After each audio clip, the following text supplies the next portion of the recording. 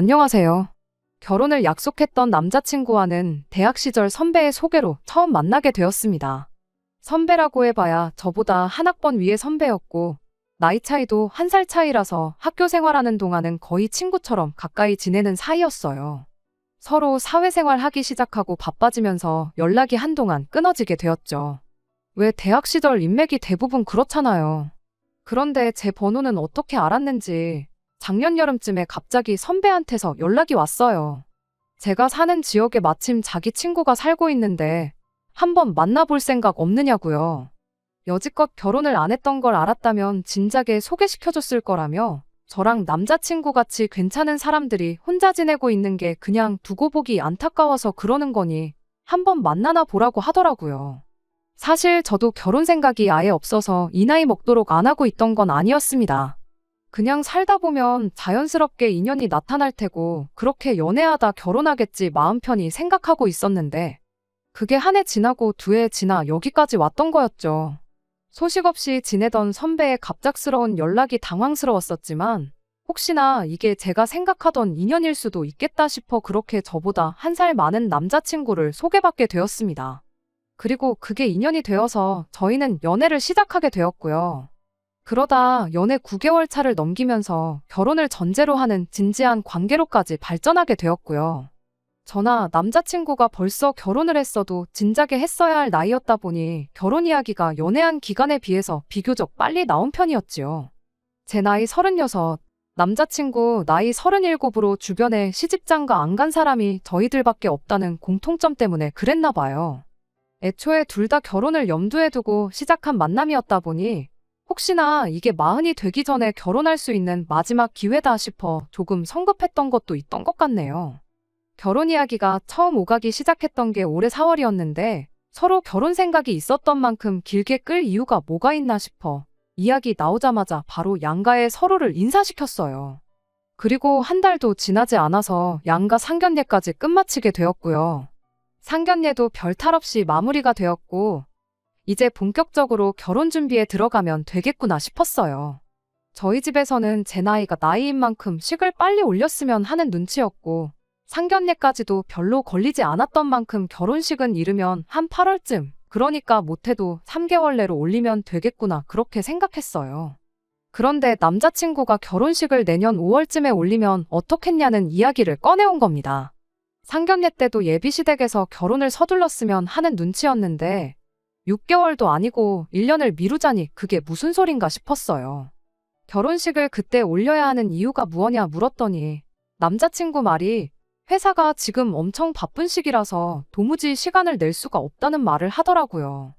특히나 갑자기 직원 3명이 새 직장을 구해 동시에 이직을 하는 바람에 자기까지 따로 시간을 비울 그런 상황이 못 된다고. 회사에서 사람을 당장에 구한다고 해도 회사 생활 적응하는데 시간도 걸릴 테고 지금 준비 중인 프로젝트를 아무것도 모르는 신입한테 맡길 수는 없는 노릇 아니겠냐고. 저보고 이해 좀 해달라는 겁니다. 다른 일도 아니고 돈 주는 회사 일인데 이해를 해줘야 하나 싶다가도 솔직히 이해가 안 가는 부분이 더 많아서 납득이 가지를 않았습니다. 새로 뽑은 직원들이 회사에 적응하는데 시간이 걸리는 건 사실이긴 하지만 결혼식은 보통 주말에들 올리잖아요. 남자친구 회사가 주말까지 출근시키고 그러는 게 아닌데 결혼식 때문에 시간을 도저히 낼 수 없다는 말이 무슨 소린가 싶었어요. 남자친구는 그런 제 물음에 당연히 결혼식은 주말에 올리게 되겠지만 그렇게 되면 신혼여행을 아예 못 가지 않느냐는 소리를 하더라고요. 상황이 안 되면 신혼여행이야 내년에 여유 있을 때 가면 되는 거 아니냐, 고작 그것 때문에 결혼식을 1년이나 뒤로 미루는 게 말이나 되느냐 했더니 남자친구가 하는 말이 결혼하고 1년 지나서 가는 여행이 무슨 신혼여행이냐고, 그건 그냥 여행이지 절대로 신혼여행이 될 수가 없다면서 열변을 토하더라고요. 우리가 나이가 있는데 남자친구한테 그런 소녀 같은 감성이 있는 줄은 몰랐습니다. 그거야 우리 마음먹기 나름 아니겠냐고, 진짜 고작 그런 이유 때문에 결혼식을 1년이나 미루겠다는 거냐고 다시 물은 저의 질문에 남자친구가 그것도 그거지만 결혼 준비하려면 신경 쓸 게 한두 가지가 아니지 않느냐. 스드맨이, 식장이니 이런 것도 알아봐야 하고 웨딩 사진도 혼자 찍는 게 아닐 텐데 그때 자기가 시간을 낼 수 있을지 아닐지 모르지 않냐. 드레스 고르는데 혼자 가서 고르고 싶냐. 뭐 이런 여자들이나 신경 쓸 법한 이야기를 하면서 인생에 한 번뿐인 결혼인데 꼭 배우자랑 모든 순간을 함께하고 싶다고 결혼식을 끝끝내 내년으로 미루면 안 되겠냐고 끝까지 고집을 부리더라고요. 끝까지 한치의 양보도 하지 않고 결혼 준비부터 신혼여행까지 모든 순간을 그냥 넘기고 싶지는 않다는데 제가 거기다 대고 나 혼자 결혼식을 올리겠다 할 수도 없는 노릇이었고 그래서 그냥 남자친구가 바라는 대로 결혼식은 내년 5월쯤으로 올리는 쪽으로 이야기가 되었습니다. 그때까지만 해도 이미 늦어버린 결혼, 한 살 더 먹고 한다고 무슨 큰 문제나 생기겠냐. 무더운 8월 여름날에 결혼하는 것보다 남들이 이야기하는 5월에 신부가 되는 게 낫지 않겠나 대수롭지 않게 생각하고 넘겼어요. 뭐 결과적으로는 결혼식을 미루게 된 게 이렇게 된 지금에 와서는 신의 한 수나 마찬가지였습니다. 남자친구한테는 저랑 결혼식을 올리는 모든 과정을 함께하고 싶었던 것보다 다른 꿍꿍이 속이 하나 더 있었거든요. 아무튼 결혼식이 미뤄졌다고 해서 결혼 준비까지 미룰 필요는 없었다 보니 차근차근 하나씩 저 혼자서라도 이것저것 알아보기 시작했어요. 남자친구가 말하던 웨딩 사진이나 드레스 시착하는 거야 나중에 시간 맞춰서 하면 되는 거라 생각했고 그 외의 것들은 미리 알아본다고 해서 손해볼 것도 없는 거였으니까요. 오히려 시간이 있는 만큼 제가 조금만 더 알아보면 얼마나마 결혼 비용도 절약할 수 있겠구나 그런 생각이었습니다. 신혼여행도 그중 하나였죠. 비행기표 같은 걸 미리 사놓으면 조금이나마 저렴한 비용으로 구할 수 있다고 알고 있었으니까요. 남자친구랑 이것저것 이야기하면서 유럽이 좋을까, 미국이 좋을까, 아니면 그냥 휴양지 같은 데 다녀오는 게 좋을까. 그런 식으로 뜬구름 잡는 이야기만 나누고 있던 중이었습니다. 미리미리 알아본다고 해서 엄청 아낄 줄 알았는데 생각해보니 그런 데서 한 푼 두 푼 아껴봐야 많아봤자 100만 원 남짓 할까 말까 싶더라고요. 적은 돈은 아니었지만 아무래도 가장 중요한 건 역시 신혼집 문제가 아닐까 싶었어요. 저희 지역이 서울하고 비교해보면 집을 구하는 게 그만큼 터무니없는 비용이 필요한 건 아니었거든요. 이쪽 지역이 요 몇 년 전부터 해서 개발되기 시작한 곳이라 신도시랑 구도시가 나눠져 있었는데 그래도 이왕이면 신도시 안에 있는 신축 아파트에 들어가고 싶었어요. 저희가 나이가 있는 만큼 모아놓은 돈도 꽤나 많았고 하지만 그렇다고 해도 신축은 신축이다 보니 가격이 많이 차이가 났습니다. 대출 없이는 집을 구할 방법이 따로 보이지 않았어요. 그래서 제가 먼저 신혼집은 어떻게 하고 싶으냐 남자친구에게 먼저 이야기를 꺼냈는데 남자친구 생각이 저랑은 많이 다르더라고요. 저는 원래 일단은 전세를 생각하고 있었어요. 일단 신혼부부를 위한 전세 대출 제도가 제법 잘 되어 있는 편이고 당장 원금을 갚는 게 아니고 이자 부담만 하면 되는 게 역시 전세 제도의 최대 장점이 아닌가 싶었죠. 그렇게 해서 딱 2년 정도 허리띠 졸라매서 전세금 돌려받고 그 돈으로 신축에 대출 없이 들어가는 게 저희 생각이었습니다. 하지만 남자친구의 생각이 달랐어요. 어차피 대출 받는 거 이왕 좀 더 받아서 처음부터 자가로 시작하는 게 더 낫지 않냐고요.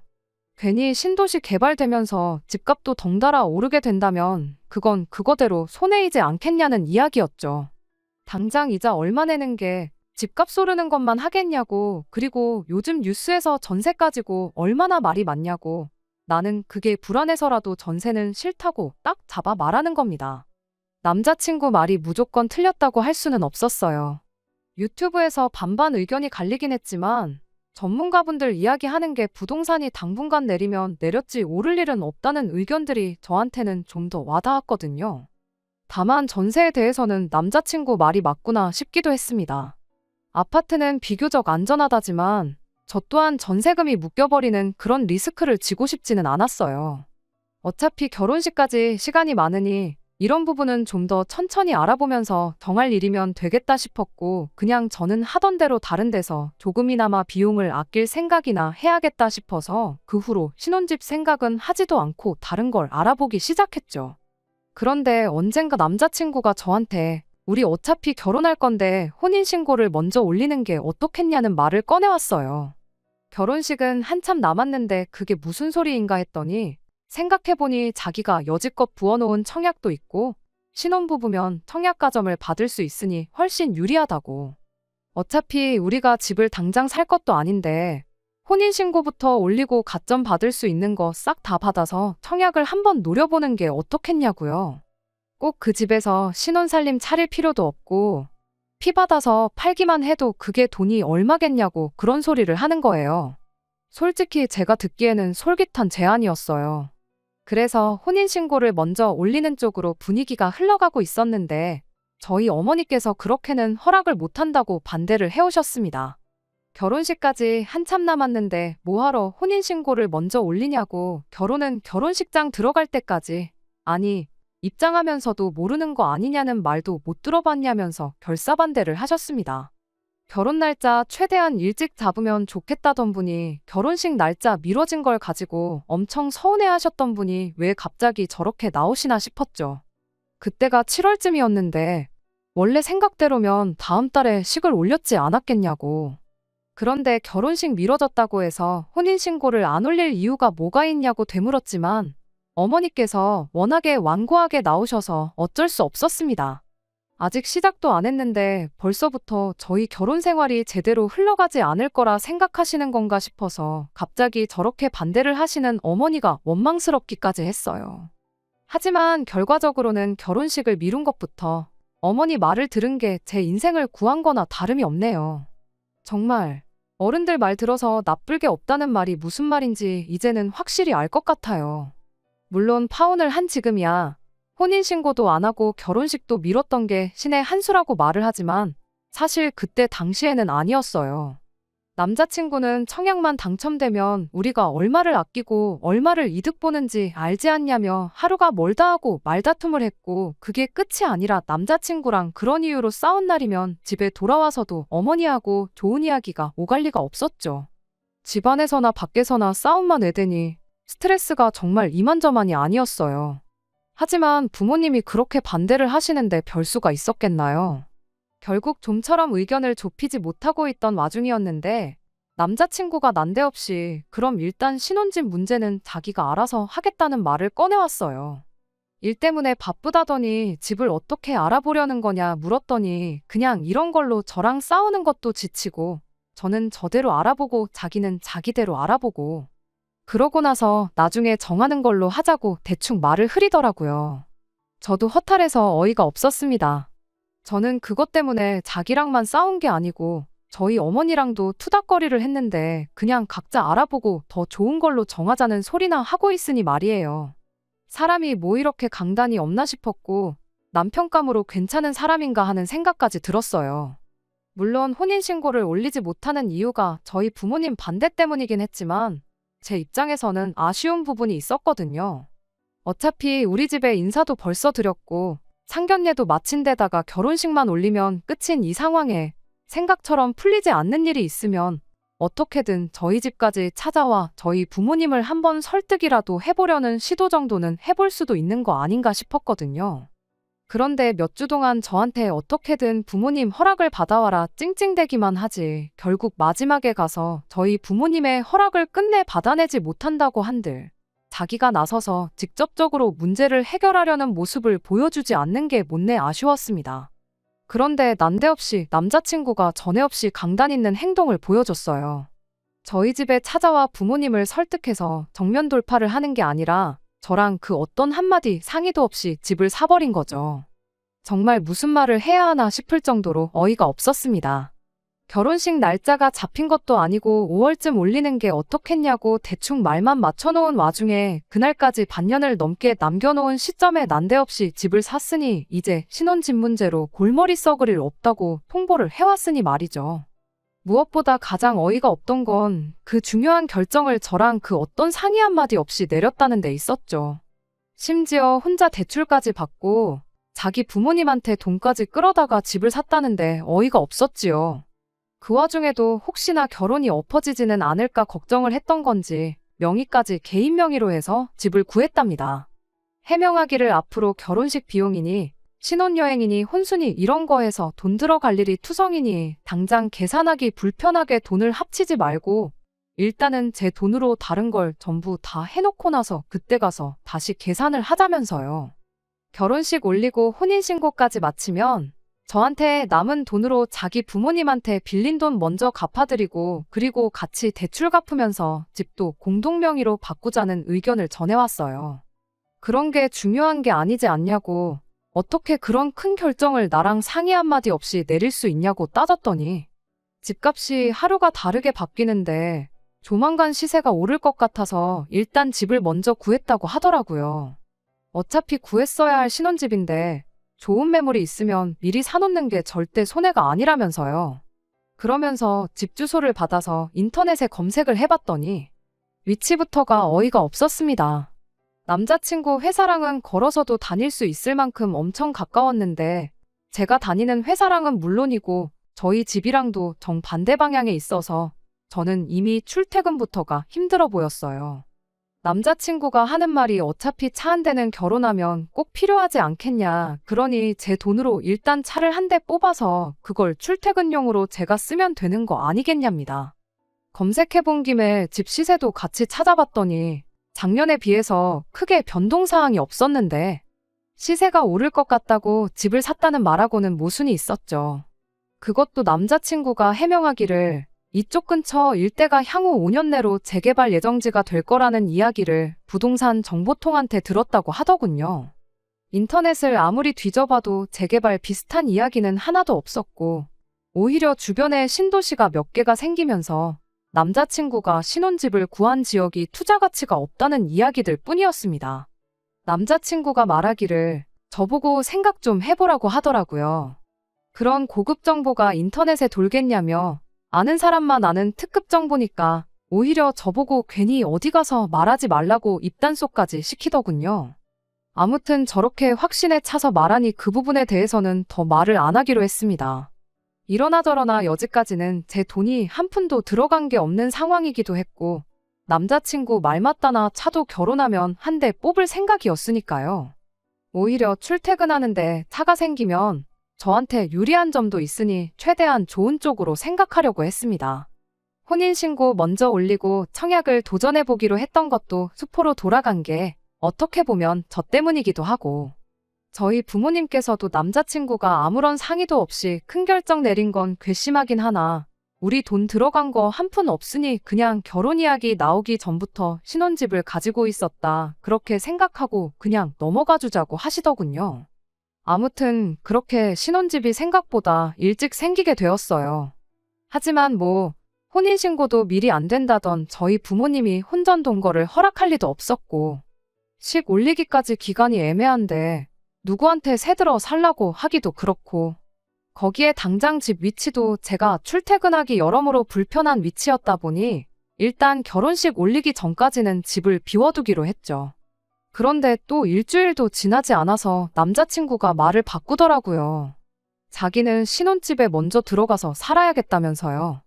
자기는 부모님 집에서 출근하는 것보다 새 집에서 출근하는 게 훨씬 거리도 가깝기도 하고 집을 빈집으로 두면서 아무 관리를 안 하면 집에 그렇게 안 좋다는데 비워둘 이유가 하나도 없지 않냐면서 말이죠. 출퇴근 고작 몇십 분 빨리 하자고 혼자 살면서 나올 관리비며 인터넷 비용 등등.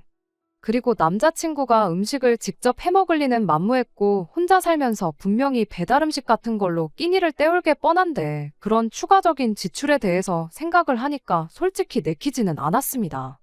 고작 몇십만 원이라고 해도 식까지 남은 시간이 한참인데 다 모으면 그것도 목돈이 될 테니까요. 하지만 워낙에 사람이 고집이 강한 데다가 이미 혼인신고 문제로 여러 번 다퉜기 때문에 괜히 또 싸우기 싫어서 그렇게 하라고 했어요. 얼마 후 남자친구는 정말 최소한의 필요한 것만 가지고 그 집에 들어가 살기 시작했습니다. 그런데 처음에는 컴퓨터 하나만 가지고 들어가면 충분하다고 하더니 또 몇 주 지나지 않아서 살림살이가 없으니까 너무 불편하다며 저보고 혼수를 미리 채워 넣으면 어떻겠냐고 물어왔어요. 어차피 혼수는 제가 해오기로 이야기가 되었던 거다 보니 크게 상관은 없었지만 일단 저희 부모님께서 어떻게 신혼집을 상의도 없이 구할 수가 있냐며 잔뜩 화가 나신 상태였는데 거기다 대고 혼수를 미리 채워야겠다는 말을 꺼내기가 참 뭐했죠. 그리고 저 또한 아무리 나중에 같이 쓸 가정가구 장만하는 거라지만 미리 사놓는다는 게 썩 내키지 않았습니다. 남자친구가 혼자 살면서 깨끗하게 관리하면서 쓸 것 같지도 않고 괜히 결혼했는데 아무리 내 돈 주고 사는 거라지만 괜히 쓰던 중고품 쓰는 기분이 들 것 같기도 했고요. 그랬더니 남자친구가 너는 왜 하자는 것마다 전부 삐딱선을 타냐고 짜증을 냈는데 나는 적어도 상의라도 하지 않냐고 누구처럼 말도 없이 집을 먼저 사놓는다거나 비워두기로 했던 집에 갑자기 들어가서 살겠다고 우긴다거나 컴퓨터만 있어도 괜찮다더니 혼수부터 채워놓으라고 통보하듯이 하지는 않는다고 한마디 했더니 그때부터는 더는 뭐라고 못하대요. 남자친구는 그럼 다른 건 됐고 침대라도 하나만 사달라고 하더라고요. 바닥에서 자려니까 등이 베겨서 아주 죽겠다고요. 저렇게까지 나오는데 그것마저 안 된다고 딱 잘라 거절하기는 조금 그랬습니다.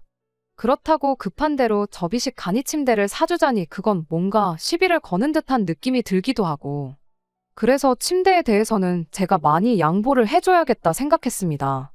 결혼하고 나서 같이 살게 되면 커버랑 이불 정도만 바꾸고 하면 적어도 중고 쓰는 느낌은 안 들겠지 그렇게 생각하고 말기로 했어요. 그런데 등이 불편해서 잠을 못 자겠다더니 한 달이 더 지나도 침대를 보러 가자는 소리를 안 하길래 이제 바닥에서 자는 게 익숙해졌나 봐 하고 한마디 건넸죠. 그랬더니 남자친구가 처음엔 못 알아듣는 듯 반응을 보이다 제가 침대 이야기하는 걸 알았는지 자기가 회사 일 때문에 도무지 시간이 나지가 않아서 침대도 그냥 미리 샀다는 소리를 하는 겁니다. 나중에 결혼 비용 정산할 때 한 번에 싹 정리하면 되니까 신경 쓰지 말라더라고요. 그때쯤 되니까 저도 가만히 있을 수가 없었어요. 집을 상의 없이 샀던 걸 그냥 넘어간 건 앞서 말씀드렸던 것처럼 청약 도전해보기로 한 거 저 때문에 못했던 것도 있었고 부모님께서 그냥 남자친구가 애초에 처음부터 신혼집을 가지고 있던 거라 생각하라고 하셔서 그냥 넘어갔던 거거든요. 그런데 침대는 물론 집이랑 가격 차이를 비교할 것도 없겠지만 제 돈이 들어가는 거고 앞으로 한동안은 저도 그 침대에서 자고 일어나고 할 텐데 하루 이틀 쓰고 버릴 가구도 아니고 허리 건강에 직결되는 중요한 가구인 만큼 깐깐한 기준으로 골라서 사고 싶었거든요. 제가 뭐라 한마디 했더니 벌써 한 달 가까이 써서 환불도 안 된다니 어쩌니 하면서 저한테 정말 미안하다고 꼭 다음부터는 라면 한 봉지를 사더라도 꼭 저랑 상의하고 무조건 제가 오케이 하는 것만 사겠다며 한 번만 봐달라고 싹싹 빌더라고요. 하지만 제 앞에 저렇게까지 싹싹 빈다고 해서 풀릴 화는 아니었어요. 더 이야기하기 싫어서 전화 끊고 혼자서 화를 삭히고 있는데 어머니께서 제가 화가 난 걸 눈치채시고는 무슨 일이냐고 물어오셨죠. 침대 하나만 사달라더니 또 나한테 말 한마디 없이 침대를 샀지 뭐냐며 한탄을 하고 있는데 어머니께서 신혼집부터 시작해서 침대까지 뭔가 촉이 안 좋다고 하시면서 한번 확인을 해봐야 하는 거 아니냐는 거예요. 저는 그때까지만 해도 어머니가 너무 오버하시는 건 아닌가 싶었어요.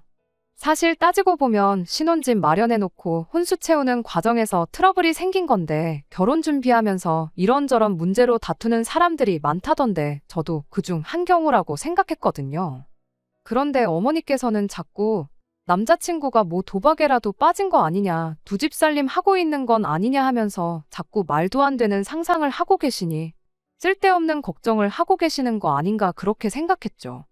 그런데 어머니께서 자꾸만 어른 말 들어서 나쁠 거 하나 없다고 세상에 정말 상상을 초월하는 별의 별 사람이 다 있으니 확인해보는 게 어려운 거 아니지 않냐고 자꾸만 남자친구가 무슨 속내로 자꾸 아무 상의도 없이 저러고 있는지 알아보라고 저를 닥달을 하셨죠. 그래서 어머니 말대로 하루 회사 휴가 내고 그냥 무작정 남자친구한테 연락 안 하고 구했다는 신혼집으로 찾아갔어요.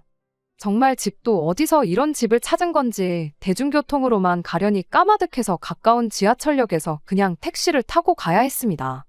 그런데 아파트 이름만 들어서 어디인지 몇 동인지만 알았지 정확한 호수를 모르고 있었어요. 그래서 남자친구한테 나 집 구경 왔는데 몇 초인지 비밀번호는 뭔지 좀 알려달라고 전화를 했죠.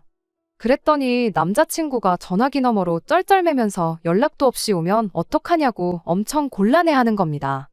너는 상의도 없이 집도 사고 침대도 샀으면서 나는 앞으로 내가 살 집인데 그거 허락까지 받고 와야 하냐고 한마디 쏘아붙이고 빨리 몇 초인지랑 비밀번호나 알려달라고 했어요.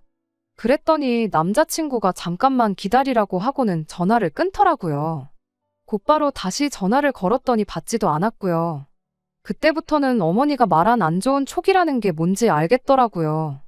정확하게 뭔지는 모르지만 꿀리는 게 있으니 저러겠구나 싶었고, 머릿속에는 상상할 수 있는 최악의 상황들을 생각하게 되었어요.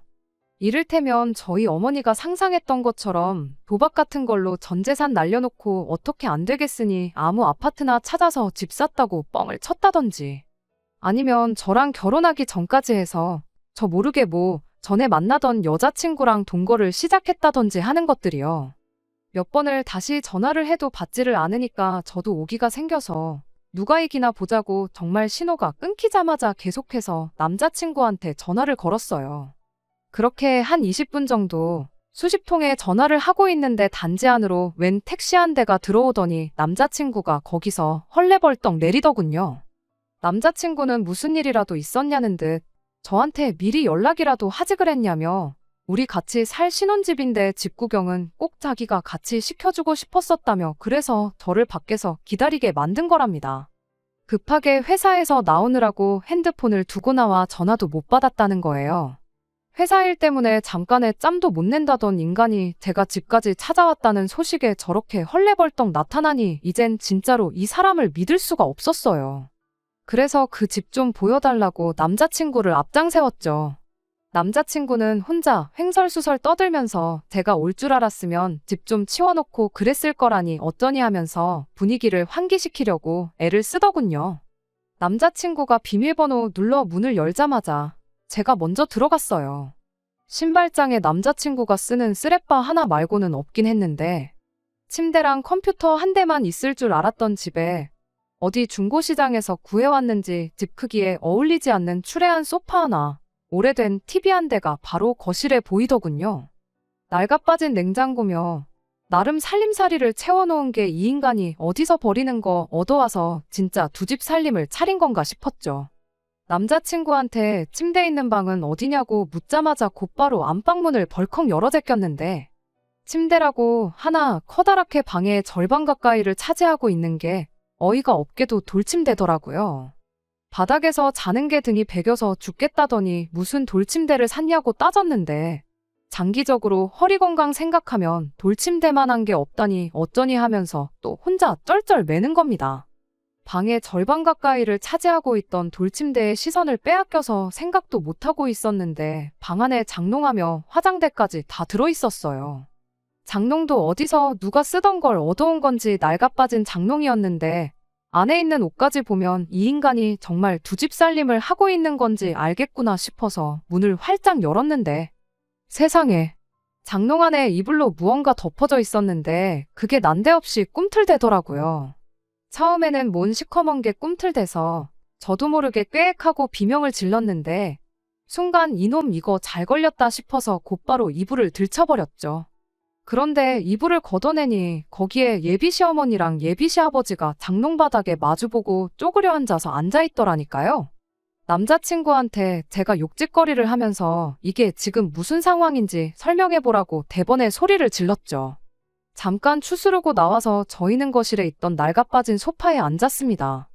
자세히 보니까 집안에 채워져 있던 낡아빠진 살림살이들이 남자친구 집에 처음 인사드리러 갔을 때 예비시댁에 있던 가정가구들이었다는 게 생각이 나더라고요. 아무튼 일단 놀란 가슴도 어느 정도 진정시켰으니 남자친구한테 대체 이게 다 무슨 상황인지 설명해보라고 했어요.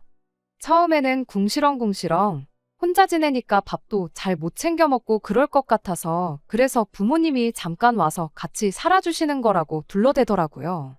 결혼하면 짐 빼서 나가실 거라고요. 사람 우습게 보지 말라고, 그럼 방에 있는 저 돌침대는 왜 있는 건지 설명 좀 해보라고, 그리고 두 분은 왜 장롱에 숨어 계셔야 했던 건지 설명해보라고 했죠. 방에 있는 장롱하며 화장대하며 옮기기도 힘든 돌침대까지 놓아드린 걸로 봐서는 정황상 이미 안방을 예비 시부모님이 쓰고 있던 건 누가 봐도 뻔한 상황이었는데, 그런 뻔한 거짓말 하지 말고 솔직히 말하라고 했습니다. 그러니 그제서야 실토를 하더군요. 어차피 부모님 모시는 건 아들목 아니겠냐며 나중에 언제가 되었든 모시고 살게 될 테니 미리 모셔온 거라고요. 살고 계시던 집을 팔아 이 집을 사는데 돈을 보태주셨으니 같이 살아도 되는 거 아니겠냐며 얼토당토하는 소리를 하더라고요. 그깟 대출 얼마 받는 게 싫어서 내가 결혼하자마자부터 시부모님을 모시고 살 거라 생각했냐고. 애초에 내가 원하던 집도 아니었는데 이참에 잘 됐다고. 투자가치 좋은 새 집에서 부모님 모시고 어디 한번 잘 살아보라고 한마디 해주고 파혼 선언하고 집에 돌아왔습니다. 집에 와서 부모님께 이 이야기를 전했더니 어머니가 그럴 줄 알았다고 바쁘다는 핑계 대면서 결혼식 미룰 때부터 뭔가 꺼림직했다고 하시더라고요. 그래서 혼인신고 올리는 것부터 안 된다고 반대를 하셨던 거고요. 그냥 그 안 좋은 초기 기후일 수도 있고 제 나이도 나이였다 보니 결혼하지 말라고 직접적으로 말은 못하겠어서 조금 더 상황을 지켜보고자 그러셨던 건데 집을 상의도 없이 구했을 때까지는 그러려니 했지만 그 뒤로도 하는 꼴 보아하니 무슨 꿍꿍이 속이 있어도 필시 있겠다 싶으셨답니다. 그 말을 들으니 정말 한치의 의심도 하지 않고 오히려 혼인신고 먼저 못하게 하던 어머니를 원망했던 제가 다 한심해지더라고요. 그래도 거기서 부모님 안 모시기로 하자고 결혼 준비마저 다시 시작한 게 아니고 파혼 선언하고 딱 잘라내고 온 건 참 잘했다고 해주셨어요. 정말 쥐구멍이 있다면 들어가서 숨고 싶을 정도였습니다. 아무튼 그렇게 파혼하게 되고 얼마 지나지 않아서 남자친구를 소개시켜줬던 선배랑 만남을 가졌어요. 그런데 어이가 없는 건 선배 또한 남자친구가 여지껏 그 나이 먹도록 결혼을 못했던 이유가 꼭 결혼하면 부모님을 모시겠다는 그 고집을 꺾지 않아서 그렇게 되었던 거라는 사실을 알고 있더군요. 저를 소개시켜주기로 하면서 선배가 남자친구한테 부모님하고 같이 살 생각 하지 말 것을 조건으로 저를 소개시켜줬다고 해요. 남자친구도 그렇게 하겠다 했고요. 그런데 알고 보니 그건 그냥 대답만 했던 거고 아예 저한테는 모르게 해서 결혼 준비 먼저 하고 어떻게든 부모님을 모시고 살 계획을 뒤로 꾸미고 있었답니다. 결혼식을 미룬 것부터가 신혼여행이고 뭐고 그런 것 때문이 아니라 시부모님을 모시고 살 수밖에 없는 환경을 만들기 위해 시간벌이를 했던 거였어요. 혼인신고를 먼저 올리자는 것도 그 계획의 일부였겠지요. 한번 혼인신고 올리면 물을 수 없는 거다 보니 나무꾼이 선녀 날개옷 숨겨놓았던 것 마냥 어떻게든 제가 빠져나갈 구멍을 시작부터 숨겨놓을 속셈이었던 거예요. 그런데 저희 어머니의 성견지명 덕분에 그 계획이 수포로 돌아가니 일단 제가 절대로 찾아가지 않을 만한 위치에다가 집부터 구하고 그 집에 시부모님을 모셔서 살 생각이었던 것 같아요. 그 과정에서 들키면 어쩔 수 없나 생각했나 본데 제가 예상외로 순순히 넘어가니까 한술 더 떠서 부모님 쓰실 돌침대 하나 욕심부렸던 거고 그 덕분에 저한테 꼬리를 밟히게 되었던 겁니다. 남자친구가 그런 개수작을 꾸미고 있던 것도 어이가 없지만 진짜 어이가 없는 건 부모님을 꼭 자기가 모셔야겠다는 생각을 하고 있는 사람이란 걸 저한테 귀뜸을 해주기는커녕 다 알고 있었으면서 말 한마디 안 하고 오히려 그 사람하고 자리까지 만들어준 이 선배였어요. 내가 뭐 학교 다닐 때 선배한테 잘못했던 거라도 있냐? 무슨 억하심정이 있어서 그런 사람을 소개시켜준 거냐 했더니 남자친구가 이번엔 절대로 부모님 모시고 살겠다는 이야기를 꺼내지 않을 거라고 자기랑 약속을 했다고. 다른 건 모르겠고 40 넘기 전에 결혼만 할 수 있게 해달라고 그러면 자기 양복도 한 벌 뽑아주고 그러겠다고 하는 걸 보니 이번엔 진심인 것처럼 보여서 그 말을 믿고 해준 거라는데 강아지가 똥을 참지. 여태껏 부모님 모시는 문제로 결혼을 몇 번이나 무산시킨 인간이 이번엔 잘도 그랬겠다며. 고작 양복 한 벌 받겠다고 내 인생을 구렁텅이로 빠뜨리려고 했던 거냐고. 그렇게 안 받는데 선배도 정상은 아닌 것 같다 말하고 앞으로 평생 연락하지 말라 한마디 해주고 자리에서 일어났습니다. 저도 나이가 나이다 보니 괜히 분위기에 휩쓸려 결혼이란 두 글자에만 연연하고 정작 봐야 할 건 못 보고 있었던 것 같아요. 그나마 어머니 말 들어서 제 손으로 팔자 꼬을 뻔한 거 직전에 멈출 수 있었네요. 36, 40 다 되어가는 나이니만큼 저도 제 앞가림 할 줄 아는 어른이라 생각했는데 아직 한참 멀었나 봅니다. 끝까지 들어주셔서 감사합니다. 오늘의 사연은 여기까지입니다. 구독과 좋아요, 알람 설정 부탁드리고 더 좋은 사연으로 다시 찾아뵙겠습니다. 감사합니다.